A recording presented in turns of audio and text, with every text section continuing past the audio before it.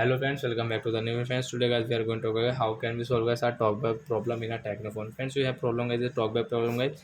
So how can you solve and how can you stop this problem in your technophone? In this video guys, I am going to show you friends. So how can you solve it? So before starting video friends, I want to tell you guys, if you're new in my channel, so friend, first of all go and subscribe my channel, click the bell icon, like my video. So when don't worry guys, in this video guys, I will show you guys, I will tell you guys, then guys you can solve this problem within 1.5 minutes. So now let's see. So first of all guys, guys scroll it your phone with your two fingers guys, you can scroll it. Hence you can operate. Then guys we will click on setting with one finger guys, tap here and guys two tap guys continue. Then guys you can open your phone setting. So you can see guys this type of setting, then guys scroll with your two fingers and guys you can see special function, friends tap here and double tap.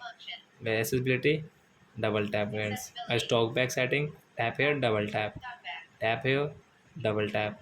Guys tap here, double tap. So as your talkback problem is solved, and guys you can use your phone, guys you can operate your phone without any problem.